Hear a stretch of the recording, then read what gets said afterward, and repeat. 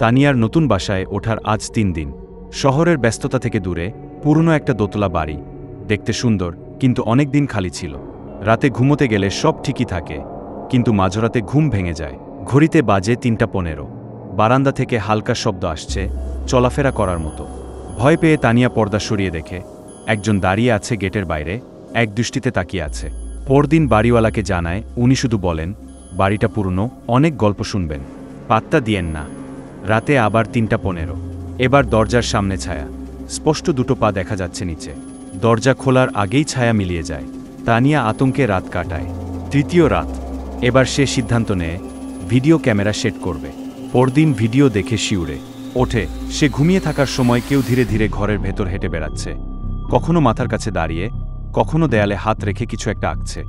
কিন্তু তার চেয়েও ভয়ঙ্কর ব্যাপার, ভিডিওর শেষ ফ্রেমে ক্যামেরার সামনে এসে মুখ নিচু করে তাকিয়ে থাকা এক নারী।